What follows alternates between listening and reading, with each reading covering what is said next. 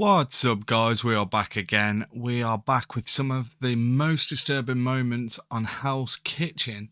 Now, I love Gordon Ramsay and I always end up watching his stuff, but some of these I just haven't seen before. So let's just get straight into it and see what happens.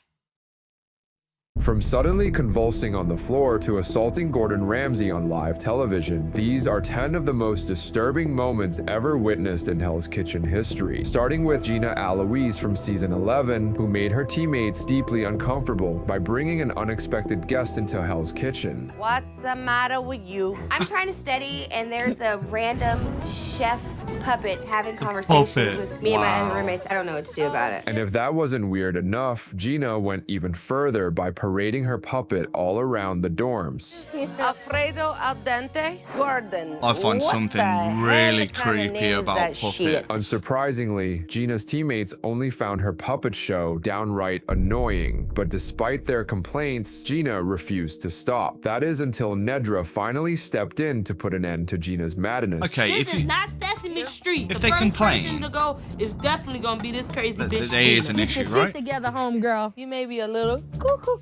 However, it would soon be clear that Gina's delusion may be worse than it seems. I get along with everyone. These girls kind of like look up to me. Oh my God. They love her. While Wow, Gina's wow, puppet wow. antics would definitely make you question her sanity, at least it's not as revolting as what Tiffany So even Johnson after did she throughout they season 10 complained, that made her she one of was the like, filthiest chefs in Hell's Kitchen. In episode 6, the red team was Filthy? quietly decorating the dining room as part of their punishment when all of a sudden, Tiffany decided she couldn't hold it in any longer.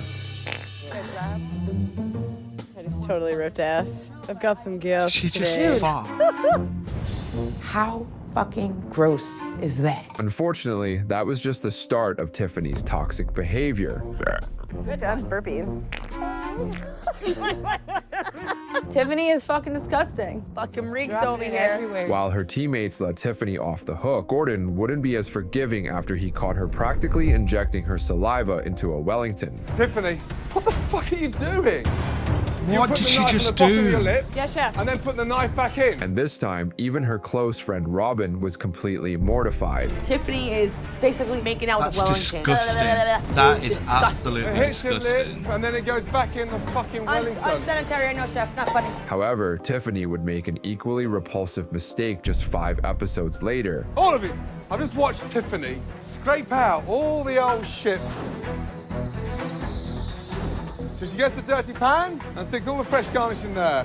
And teammate Barbie would later man. confirm that this wasn't just a simple oversight. We have 2 million sauté pans in Hell's Kitchen. You're gonna pick up a dirty sauté pan. Look and at cook how it. many. How Just gross look at is how that? many pans While they have. season 10's red team is dealing with an unhygienic teammate, over on the blue team, one chef can't seem to stop obsessing over how people smelled. And that strange fixation first became obvious the moment Chef Kimmy stepped out of the shower in episode 6. Talk to me, girl.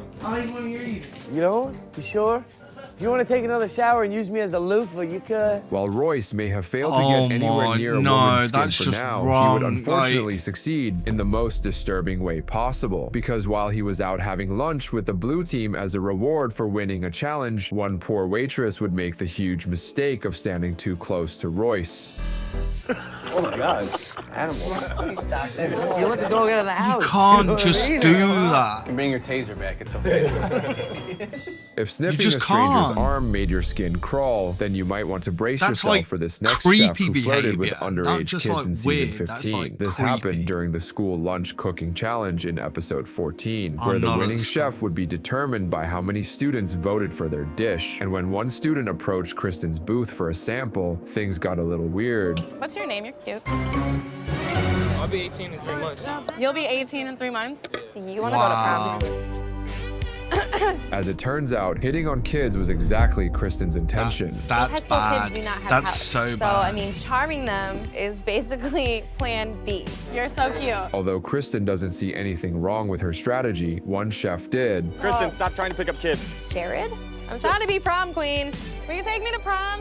Yeah, I'll take you. Shockingly, Kristen's not the only so chef bad. who made a disturbing first impression. I'm pretty sure you Season can get 7's arrested Andrew for Forster that. introduced himself in such a terrifying way, you'd probably think he's a serial killer. It all happened during the signature dish challenge when That guy's Andrew made eyes, a bone-chilling his revelation eyes, there about was his beef something- tartare. I guess the inspiration from that came from the fact that I've raised and butchered my own animals. And I like to eat them raw. Needless to say, the Did other he just say contestants raw? were absolutely horrified by what they Did just he heard. just say raw? But things took an even darker turn when Andrew said this. When I win this competition, I'm gonna buy 2 walk-in coolers. That's all I really want. It's 2 walk-in coolers. Are you some form of Hell's Kitchen Hannibal Lecter? Maybe. Then I can start butchering animals, which is what I like to do. Although Andrew's twisted fantasy got everyone a little concerned for their safety, it's not nearly as life-threatening as what Aaron Song faced in season 3. Ever Are we since just gonna the skip very over first the animal episode, there murder were line? already signs that Aaron wasn't really in good shape, as he started getting so lightheaded to the point that he needed to take a break mid-service. And when Gordon checks up on him, Aaron still doesn't feel any better. Chef, I don't want to quit because of me. I don't want to quit because of but I don't want to quit because of the guys that are trying so hard. Everything's trying really hard. Relax. However, his condition would only get worse as the season progressed. say, In episode he's 2, got, like, Aaron starts slumping getting of, really like, bad his cramps mouth. Like, after isn't that being sign forced of, like, to a carry stroke? heavy buckets of fish all the way to the kitchen. But the severity of his condition only became clear a few hours later. Hey, come on. Keep it together. I'm just really confused right now because I'm a little busy. Do me a favor. Take time out for 10-15 minutes, okay? Okay. Although Aaron ended up taking a 4-hour rest, he was still having issues. Cloudy, my head's not together. I'm aching because of the cramps. Go to a doctor. But even then, nobody took his symptoms seriously, not even after Aaron lost consciousness mid-conversation. What's the matter? This guy needs a doctor. Yeah, I just passed out for a while. Sorry. What's worse is that Gordon even forced Aaron to keep working. You're not play acting with me, are you? No, chef. No, because I see a man in there that's willing to do well. Yes, But you're chef. scared of showing it. So come out yourself. But it wouldn't take long for that decision to blow up on Gordon's face, because in the very next episode, Aaron's body finally gives out. Aaron! Oh, shit. The matter behind. Get this guy to a doctor. Aaron just kind of fainted. Aaron just took a freaking header. Guys, give him room. But by the time Aaron was rushed to the hospital, the damage was already far too great. I really appreciate you trying damn hard to get back here. But the bad news is you have a He's serious literally in illness. hospital. The doctor's orders. Literally. You cannot come back into this kitchen. While Aaron's health slowly worsened over time, Antonia Borgman's medical emergency in season 8 was something she never saw coming. It happened just moments before their first dinner service, when Antonia suddenly gets hit with a headache so intense, it drops her straight to the floor. Hey, are you okay? Oh, just my head hurts. What happened? I had a migraine. And just when it seemed like the Migraine. worst was over, things took an even darker turn. Not I'm quite not that feeling much. good right now. Something's wrong. I don't know what's wrong with me. You okay? Talk to me. What's the matter? Talk to me.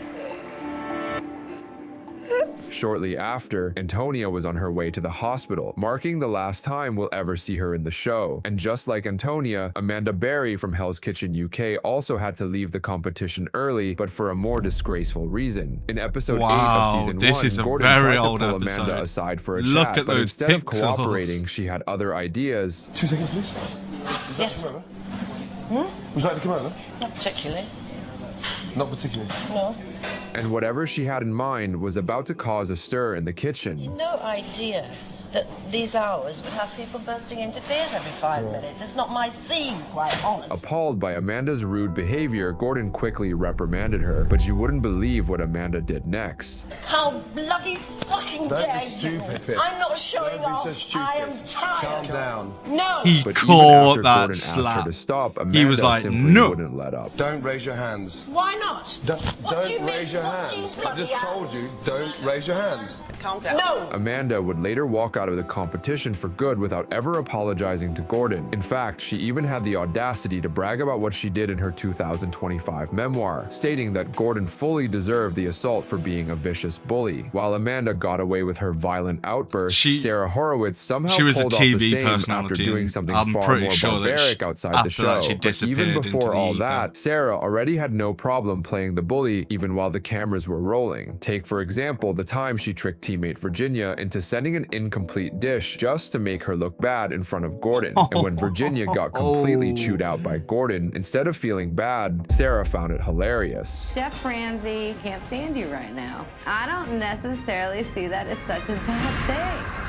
And while kicking your teammate while they're down is certainly horrible, it doesn't even compare to what Sarah did to her own boyfriend in 2013. According to police reports, Sarah and her partner, Mark Mathis, were in the middle of a heated argument when Sarah suddenly picked up a cooler full of food and dumped all of its contents inside Mark's vehicle. When Mark retaliated, Sarah allegedly started throwing hands, leaving him with cuts and bruises across his face. Sarah was arrested shortly after the incident, but was soon released after Mark decided not to press charges. Unlike Sarah, who simply got a slap on the wrist for her crime, Season 1 chef Ralph Pagano wouldn't be as lucky, and for a very good reason. It all unfolded on March 3rd, 2023, when Ralph aggressively swerved his Tesla onto a different road and cut off another car in the process. Frustrated at Ralph's dangerous maneuver, the other driver honked at Ralph before flipping him off, a move that would come back to haunt him immediately, because according to the reports, Ralph immediately stormed out of his car with a baseball bat while screaming the words, "I'll kill you." And it would soon be clear that it wasn't an empty threat, as just moments later, Ralph swung his bat through the open car window. While Ralph fortunately missed the driver, he did end up hitting someone else in the car, the man's 10-year-old daughter who was in the passenger seat at the time. Although the entire incident was later confirmed by a nearby witness, Ralph insisted that he never got physical. Still, Ralph was arrested on charges of aggravated assault with a deadly weapon and aggravated child abuse, but he was later released after posting bail.